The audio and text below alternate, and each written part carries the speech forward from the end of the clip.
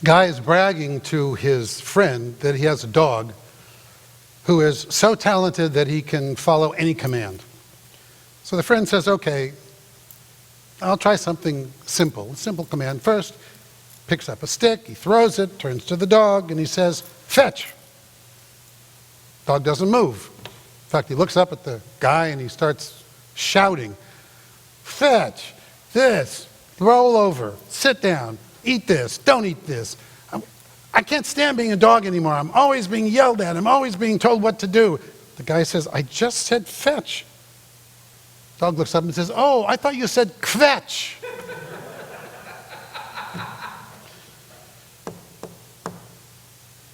That pretty much captures the last 6 months for all of us, doesn't it? I don't have to tell you what it's been like because we have all lived it alone together.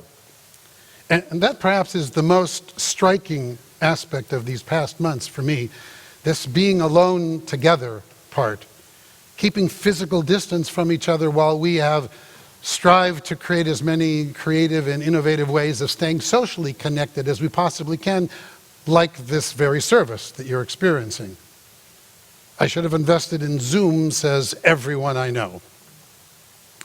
What I've been reminded of throughout this whole pandemic is what we've always known but so often forget, just how desperately we need each other.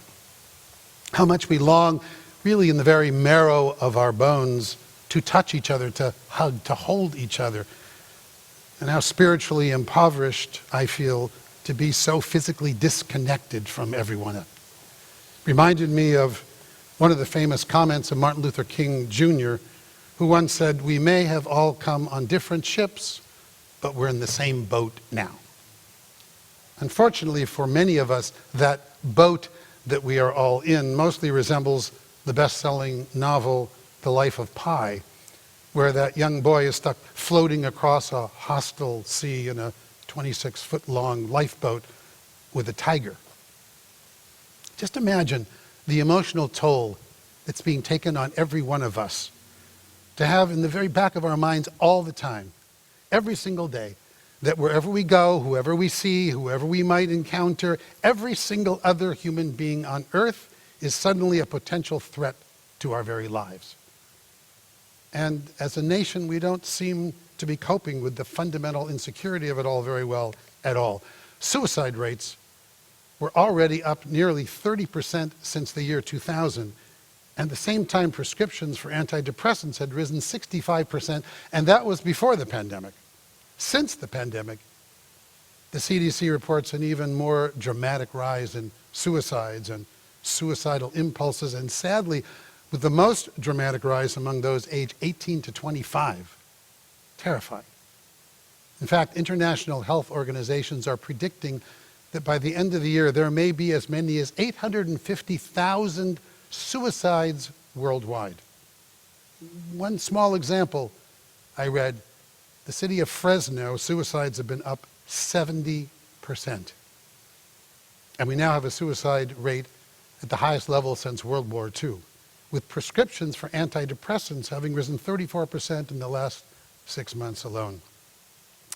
Last year, when the news about Anthony Bourdain killing himself followed immediately after that of Kate Spade killing herself, one of the teenagers in one of my Home Shalom workshops on creating healthy relationships pretty much nailed it when he said, there are so many suicides, these people need a friend. That teenager was echoing the wisdom of the Talmud of Rabbi Yehoshua ben Parachia, whose simplest formula for well-being was "Aseh lecha rav u'kneh lecha chaver."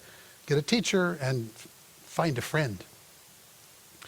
Well, since more people than ever are getting prescriptions to help them feel better, I decided first to tell a story, and then I'll give you my own 5-point prescription for how to successfully manage the challenging times that we are all in. First, the story.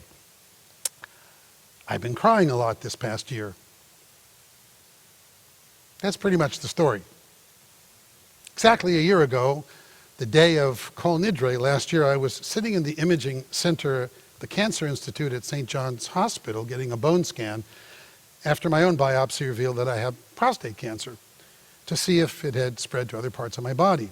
And as can happen when one is a rabbi, at that exact same moment I was on the phone to a KI congregant, helping her wrestle with the difficult end-of-life decisions that had to be made that very day regarding her husband, who was dying in Santa Monica Hospital just a few blocks away. Gratefully, my own bone scan came back negative, so it's only been the prostate cancer I've been living with this year. But even so, that high holiday theme that we keep repeating over and over again, mi yichiyeh, mi yamut, who will live and who will die, has been on my mind ever since, and tears keep appearing whether I summon them or not.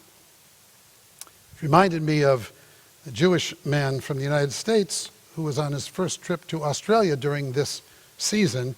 He got into a cab, and out of the blue, the driver asked him, "Did you come here to die?"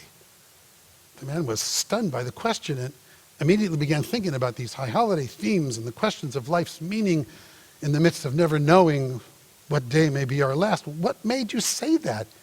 he asked the driver, who turned around and said, "Well, did you come here to die?" "Oh, yes, to die." Really, aren't we all longing for yesterday?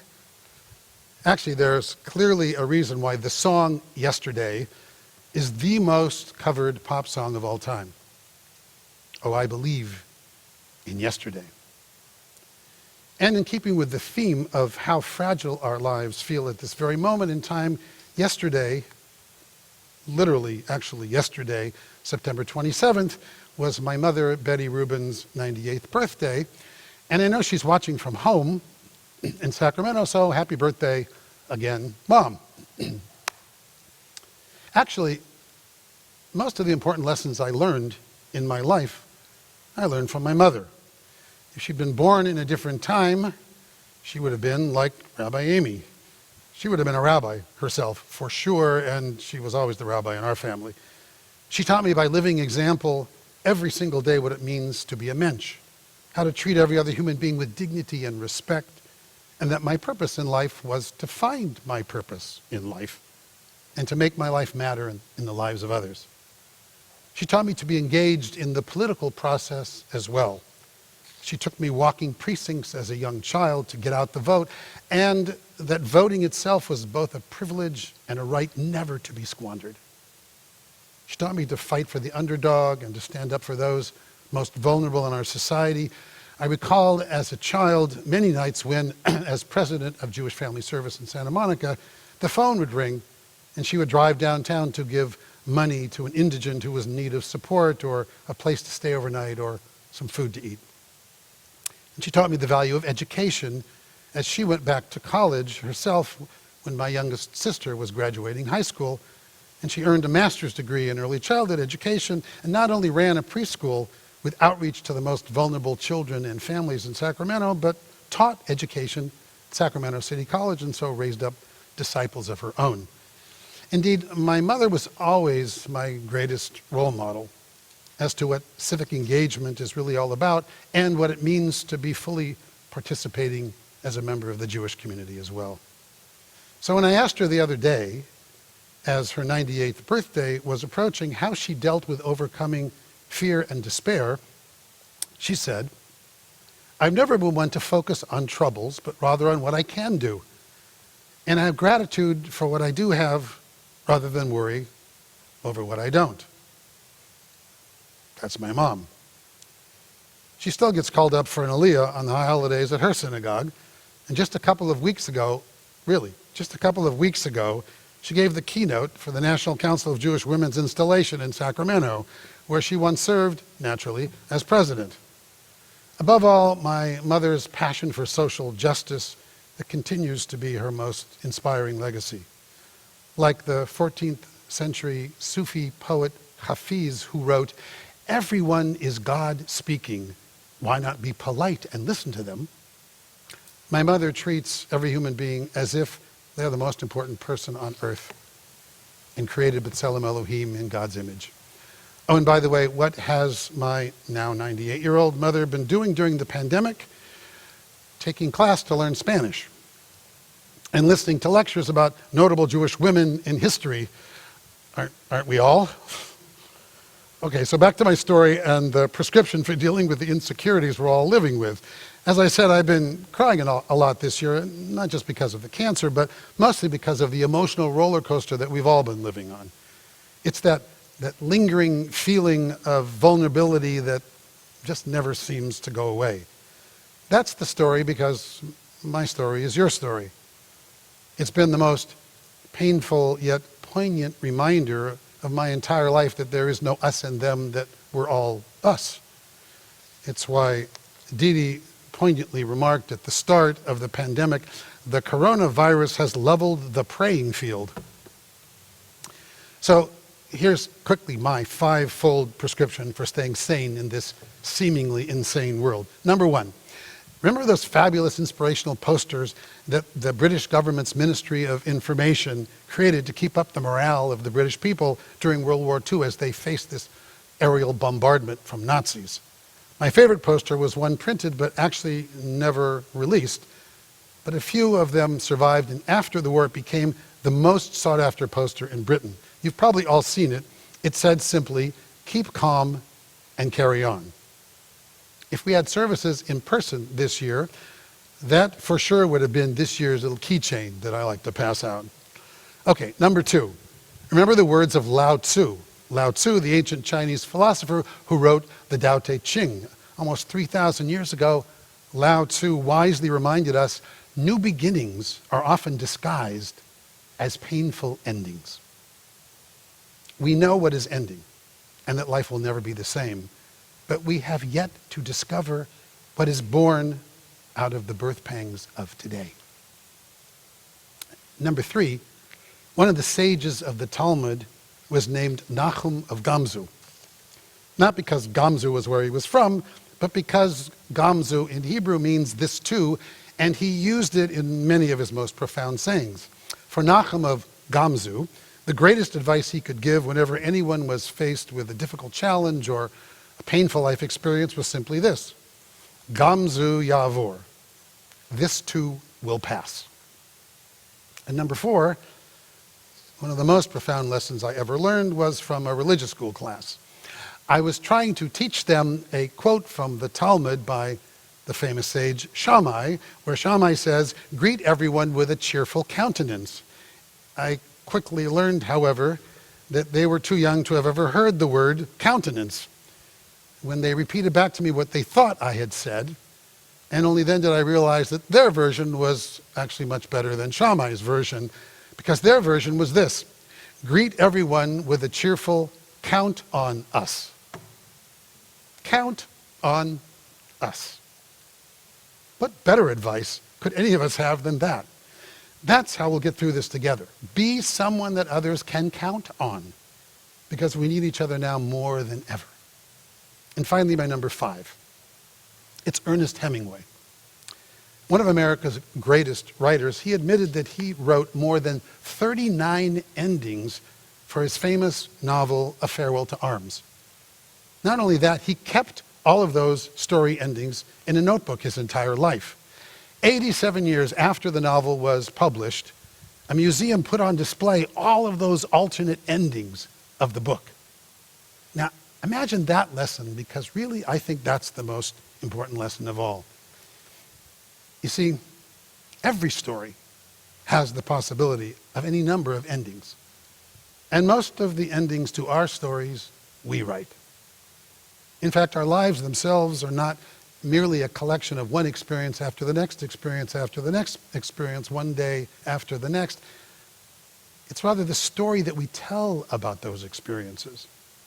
It's our story to tell, and if we choose, literally, we can retell that story totally different the next time, not just to others, but to ourselves as well. And in so doing, actually change our lives. It's why I truly believe that it's never too late to have a happy childhood. All we need to do is retell our story in a different light, from a different vantage point, with an emphasis on different parts of the story, and we change the very meaning of the story itself and our lives as well. After all, what distinguishes us from all the other creatures on the planet? It's our drive to make meaning out of our lives. Above all else, human beings are meaning makers. That's our genius. That's our real superpower. To take the everyday drips and drabs of our existence, the choices we make every day, of what we do and what we say, and weave them into a story that gives purpose and meaning to our lives. 13th century Sufi mystic Jalaluddin Rumi once said, "The wound is the place where the light enters you." So take your wounds this year and find your light. After all, our eyes are composed of light parts and dark parts, but we actually only see through the dark parts. And speaking of Hemingway, he became even more famous for his response when challenged to write an entire novel in just 6 words. This is what he wrote: "For sale, baby shoes, never worn." When I realized just how powerful 6 words can be, I asked for people on my Facebook page and through Nextdoor to share their version of a 6-word novel or high holiday sermon. Here are just a couple that were sent to me. Janet Leahy wrote, "Old doors closed, new doors open." Nancy Ellison Handler, "Hungry, I forged through my past." Phyllis Palin said, "Anticipation is not just about ketchup." "Started and amazingly it was finished," wrote Neil Selman. "Yesterday, today, tomorrow, over too soon," said Lauren Kaplan. And Becky Fish wrote, "Common courtesy should be more common." The truth is that each of us writes the novel of our own life every single day by what we say, what we do, who we are. There are 7.5 billion people on the earth, and yet, since time began on this planet, there's never been another human being exactly like you, and there never will be. No one else sees the world in exactly the same way you do, feels exactly as you do, thinks exactly as you do, or has your exact talents and skills and abilities. And that's why comparing ourselves to others is so foolish. There literally is no comparison. Yes, perhaps the most remarkable aspect of being human is that as long as you're alive, every single day you have the opportunity to write a different version of your story, a rewrite of the novel of your life. And that's really what Yom Kippur, what these days are all about. The chance to rewrite the story of our lives once again for the year ahead, to remember that the quality of our lives is a direct result of the quality of our choices, and those choices are totally up to us, you and me, every single day, as long as we're alive. So what could be more appropriate than ending with the vision that became the central theme of Nobel Prize-winning author Gabriel Garcia Marquez in his groundbreaking novel, Love in the Time of Cholera. This is what he wrote. He allowed himself to be swayed by his conviction that human beings are not born once and for all on the day their mothers give birth to them, but that life obliges them over and over again to give birth to themselves. May we all experience the rebirth that we need in the year ahead. That rebirth is to speak our voices. Speak our voices in prayer, in challenge to the world, to stand up for who we are. It's one of the fundamental prayers of this day. We sing, we pray, Shema Kolenu. Hear our voice. Because what each of us needs is to take our voice and make it heard. And so we hear Shema Kolenu. Go ahead.